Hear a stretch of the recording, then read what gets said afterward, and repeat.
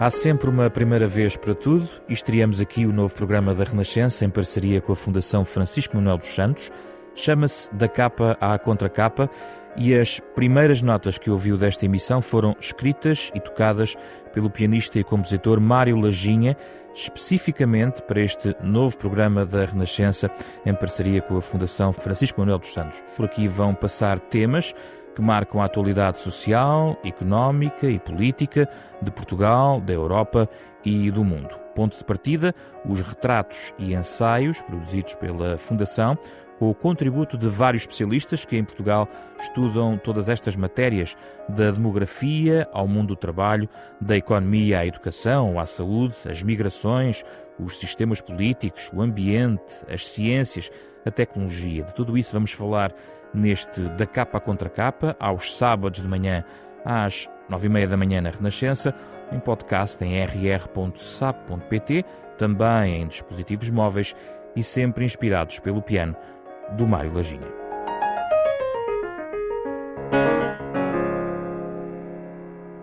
Este sábado, no primeiro episódio do Capa à Contracapa, o destaque para as presidenciais francesas, uma votação que os especialistas olham como decisiva, sobretudo porque os seus resultados podem ditar a forma como vamos olhar a partir de agora o futuro da Europa. E há também uma comunidade portuguesa em França expectante. São convidados deste programa Jaime Gama, presidente do Conselho de Administração da Fundação Francisco Manuel dos Santos, fundador do PS, foi presidente da Assembleia da República, ministro em várias pastas, também dos negócios estrangeiros.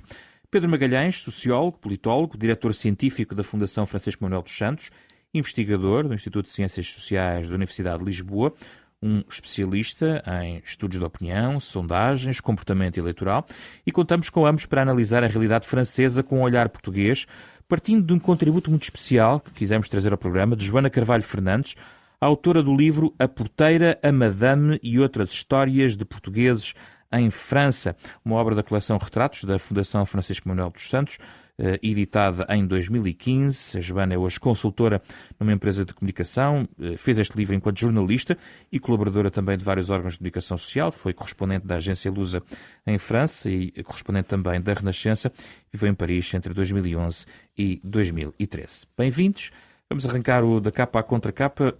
Joana, começo por ti. Conta-nos o que é o livro, quem faz parte deste livro e como foram recolhidos, no fundo, estes testemunhos. Este é um livro de histórias de portugueses imigrantes em França.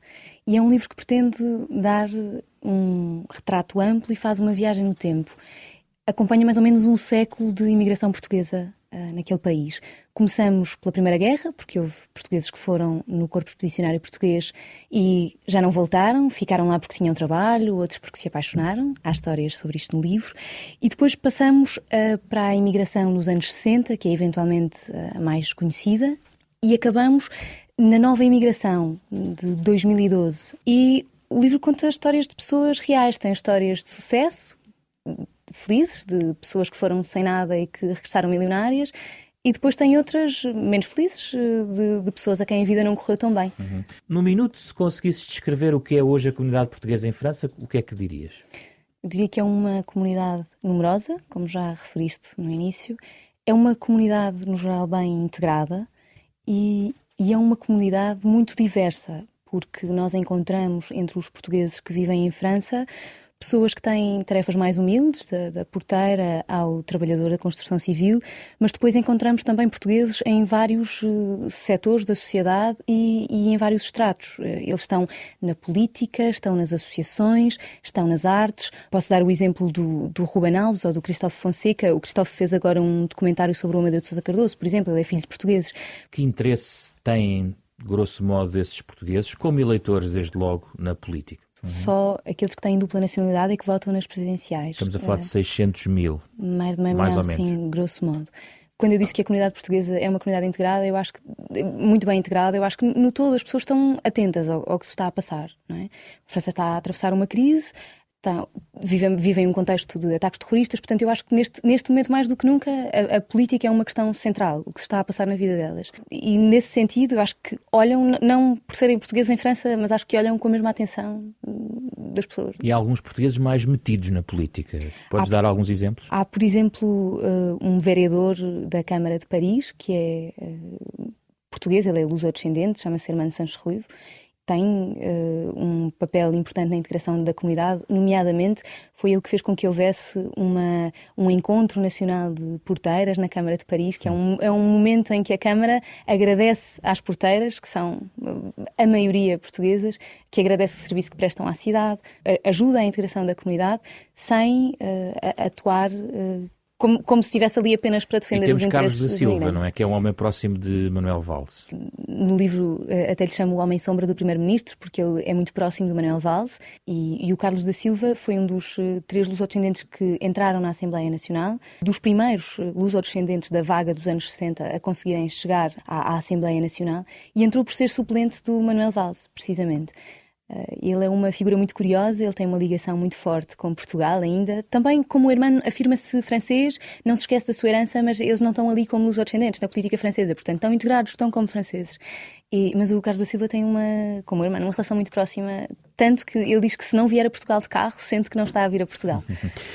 Fala-me um pouco do português que beija os Le Pen, que é dos retratos que trazes para introduzir talvez um dos portugueses mais próximos, em várias perspectivas, de Le Pen, que é o Sr. Manuel Domingos. Sim, é uma personagem curiosa. Ele é proprietário de um restaurante que se chama Chez Tonton e que fica na rua da sede da Frente Nacional. O primeiro piso, portanto, que não o resto do chão, é reservado aos elementos da Frente Nacional. Portanto, o restaurante dele é como que uma cantina da Frente Nacional.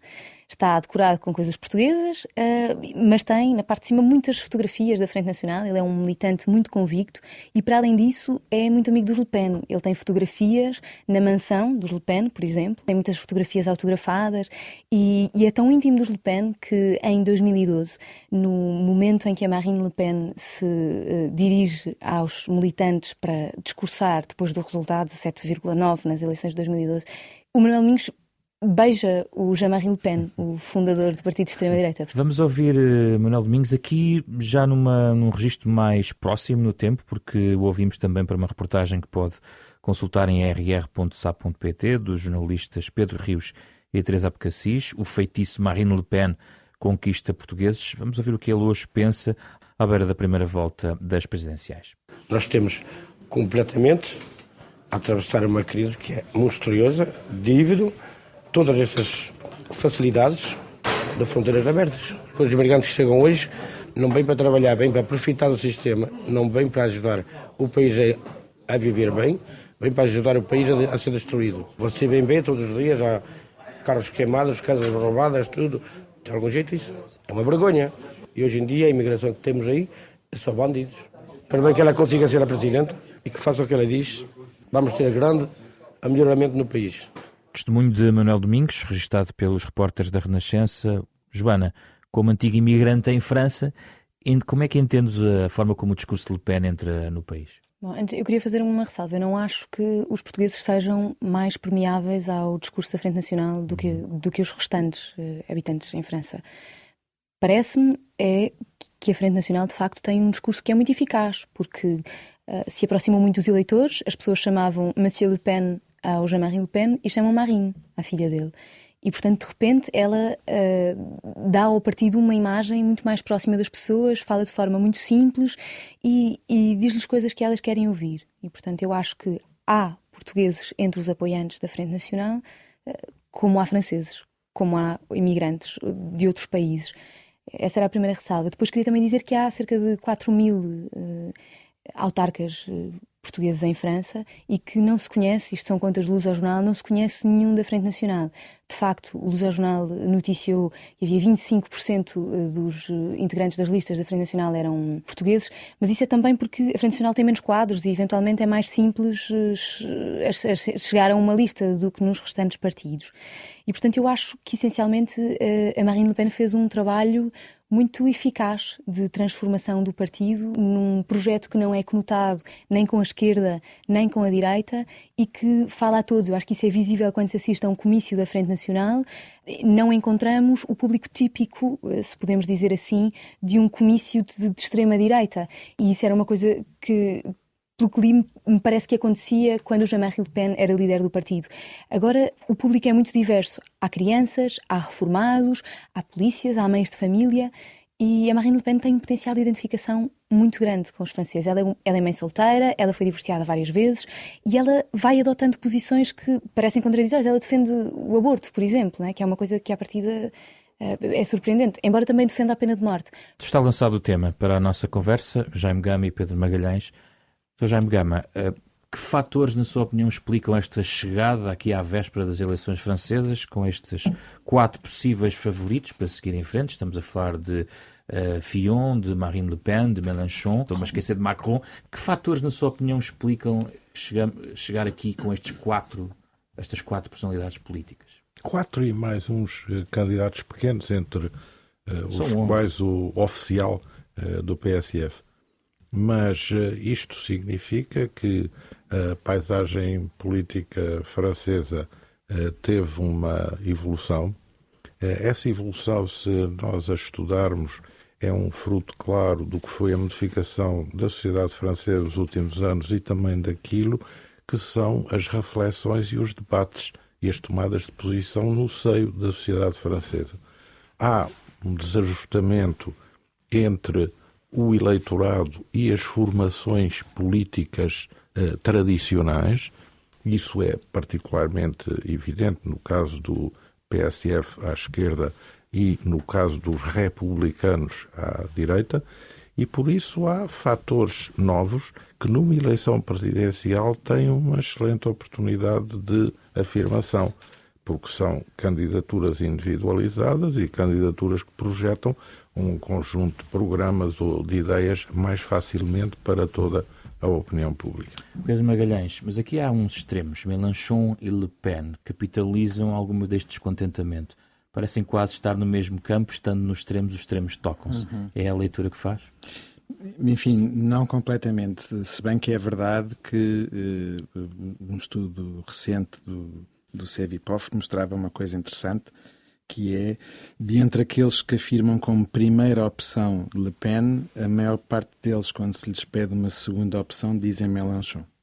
Tem a ver, em primeiro lugar, com esta percepção, este sentimento de necessidade de mudança, que é um sentimento um bocadinho difuso e que muitas vezes se pode concretizar em propostas políticas que aparentemente são muito diferentes, desde que enfatizem a necessidade de mudança. Quando se pergunta nos inquéritos aos franceses, os políticos são todos iguais, é preciso pôr o povo comandar em vez das elites, um discurso a que podemos chamar, para simplificar, populista, é verdade que é também entre o eleitorado de Le Pen e de Mélenchon que vemos essas ideias mais prevalecentes e mais corporizadas. Aliás, tem um programa económico praticamente igual, o que é surpreendente. São diferentes em matéria de valores, mas em relação à proposta económica são praticamente iguais. O que mostra uma coisa interessante e que eu acho que está por detrás não só do que se passa em França, mas também, eu diria, quase no resto da Europa. Hoje em dia, no combate político, há muito mais temas, muito mais assuntos que se encontram politizados, ou seja, que são relevantes para as pessoas do que eram no passado. Por exemplo? No passado, os sistemas políticos e partidários europeus arrumavam-se muito facilmente num eixo esquerda-direita que basicamente tinha a ver com a intervenção do Estado, com o nível de redistribuição, com quão liberais ou quão à esquerda eram as políticas económicas.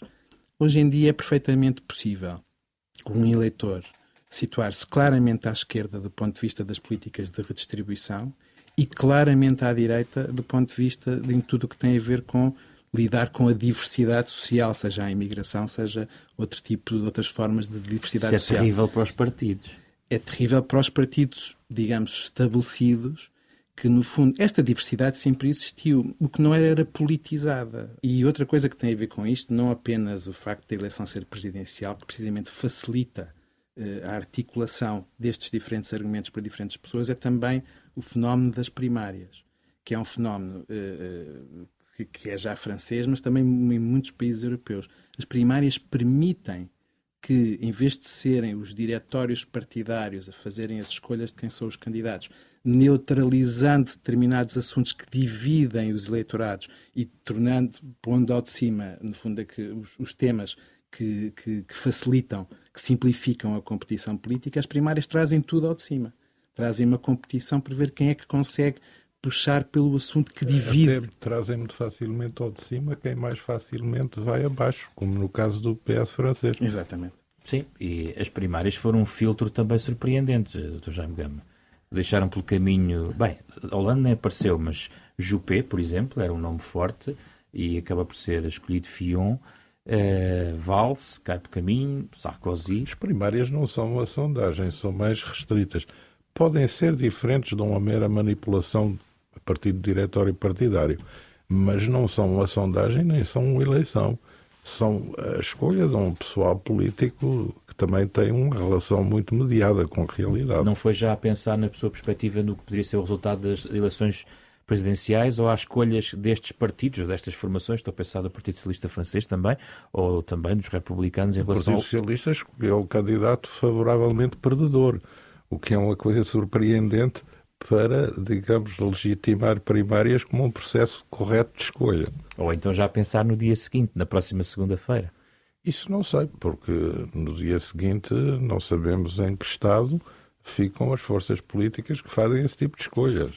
Mas certo, esta falta de sintonia entre os aparelhos partidários ou as propostas estruturadas destes partidos estabelecidos e os eleitores é um fator crucial para que depois surjam Mélenchon ou Le Pen, que já estão a formar eles próprios uma estrutura à sua volta. Sim, altamente estruturada. Marine Le Pen tem um partido bem organizado com recurso a técnicas de comunicação muito modernas, a publicitários, a especialistas em estudos de mercado, e que fez uma descolagem daquilo que era a Frente Nacional que nós conhecíamos vinda da direita francesa antigolista, nas sequelas da Guerra da Argélia, nas sequelas da colaboração e do petanismo, enfim, tudo isso que aflorou em candidaturas há anos atrás de Poujade e Tixier-Vinhancourt, e que depois, com Jean-Marie Le Pen, teve uma sequência bastante rígida e fechada.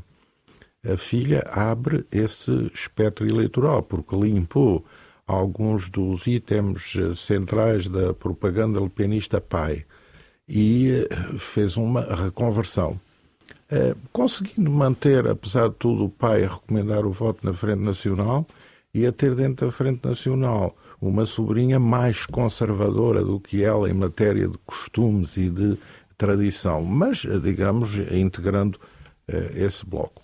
O que é surpreendente ver é também como Marine Le Pen foi capaz de puxar até um certo ponto.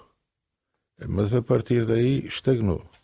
E desde há vários dias não tem a liderança da escolha maior na primeira volta, porque Macron retirou-lhe esse lugar. Ela agora aparece como segunda. E isso permite a Fillon e aos táticos da campanha Fillon estarem a desenvolver uma estratégia de voto útil, considerando Fillon mais adequado para enfrentar Macron numa segunda volta do que Marine Le Pen. Aliás, o slogan é: se queres ter Macron, vota Marine.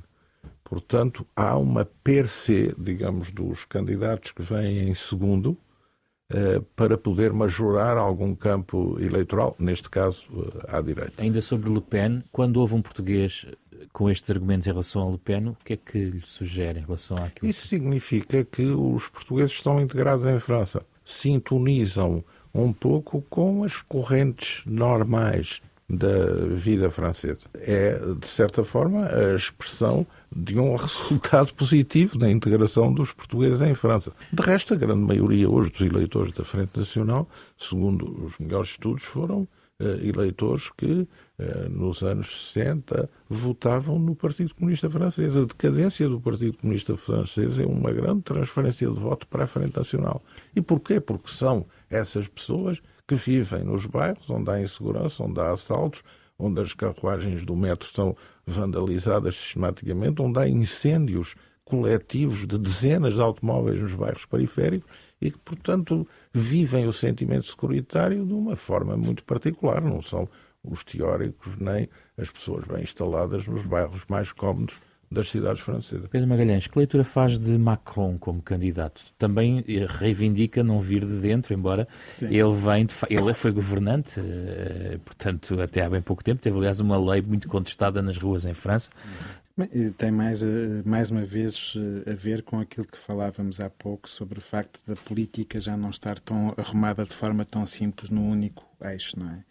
No caso de Marine Le Pen, temos eleitores, e precisamente uma das razões pelas quais o operariado e, digamos, as funções no setor terciário menos qualificadas constituem uma grande parte do eleitorado de Marine Le Pen, tem a ver com esta combinação entre um discurso que é favorável à redistribuição, favorável aos apoios sociais e, ao mesmo tempo, chauvinista, se quisermos simplificar, em relação a tudo o que é diversidade social. No lado de Macron temos outro fenómeno interessante. Temos alguém que, ao mesmo tempo, digamos, se apresenta como um progressista do ponto de vista social, mas que é bastante, ou pelo menos algo à direita daquilo que é, no fundo, a mediana do que era o tradicional eleitor do Partido Socialista. E é destas formas que o Partido Socialista se parte, porque nós temos um eleitorado tendencialmente jovem, altamente qualificado, digamos, progressista ou de esquerda do ponto de vista social, mas liberal do ponto de vista económico, que o candidato que encontra não é o candidato oficial do Partido Socialista, é Macron. E é daqui que vem a força de Macron. Macron e Fillon, face a Le Pen ou Mélenchon, são, no fundo, propostas mais próximas daquilo que seria uma vertente tradicional mais europeia, no sentido de não há uma ruptura, como os outros extremos propõem. Esse é outro aspecto, é outra dimensão do conflito político que não estava politizada aqui há uns anos, e que é a questão da integração europeia e da União Europeia, e que, mais uma vez, divide também os partidos internamente.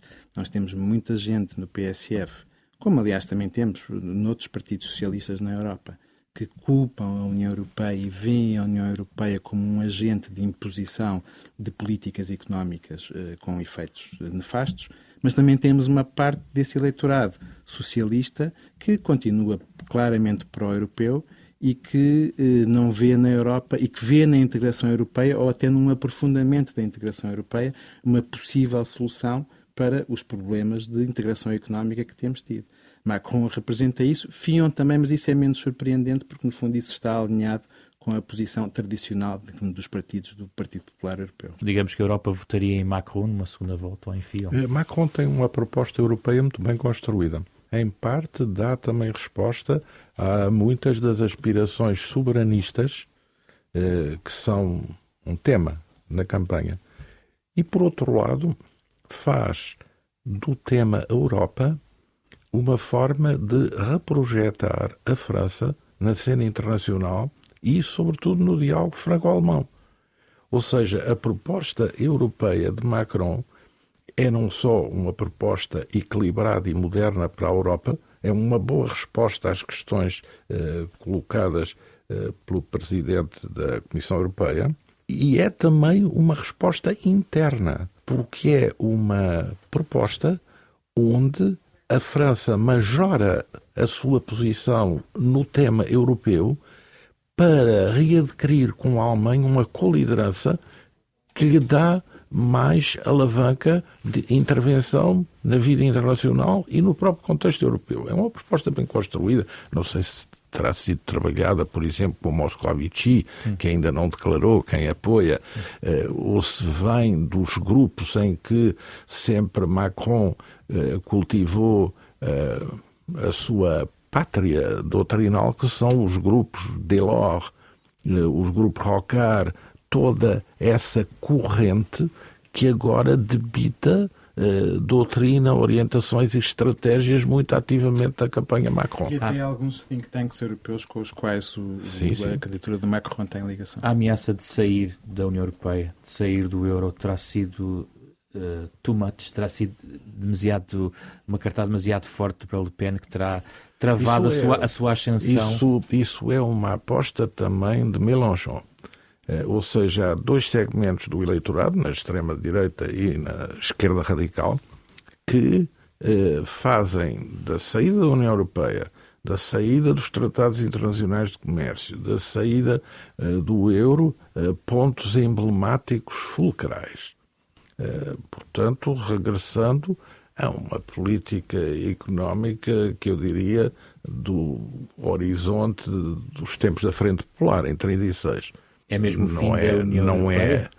Não sei se seria o fim da União Europeia, se não seria o fim da França, porque um país que tem a capacidade francesa de exportação em certos domínios, que tem uma economia integrada como tem a França, que tem uma sólida estrutura bancária como tem a França, querer fechar-se sobre si própria, eu compreendo isso como um sentimento psicológico em relação à insegurança, à instabilidade, à violência e às perturbações da vida internacional. Mas do ponto de vista económico isso seria um erro fatal e a França amputaria o seu próprio potencial, as suas capacidades, a sua ligação internacional, que lhe é muito importante e favorável e que tem ajudado a França, apesar de tudo, a ir resolvendo muitos dos seus problemas internos. Neste programa, todas as semanas, partimos do livro da Joana Carvalho Fernandes, A Porteira, a Madame e outras histórias portuguesas em França, mas queremos chegar a outros livros, a outras leituras, a outras sugestões. Para fechar o programa, Pedro Magalhães. Bem, eu desta vez não vou sugerir um livro, vou fazer uma sugestão muito próxima dos meus interesses, mas que acho que também pode ser próxima dos interesses dos leitores. Há um site do Estudo Eleitoral francês chamado enef.fr, que é de facto um trabalho fantástico, onde se descobre... O Estudo Eleitoral francês é muito desenvolvido, é muito sofisticado, tem muitos recursos, e onde se descobrem, através de pequenos estudos, coisas de 2, 3 páginas, e muitos gráficos, informação sobre a eleição francesa, que é interessante e às vezes completamente surpreendente. Eu acho que para perceber de um ponto de vista literário a atual situação francesa e a deriva espiritual dos franceses, talvez não seja mal a leitura de um livro como Submissão, do Lubeck, porque está aí o cenário da França presidida por um islâmico.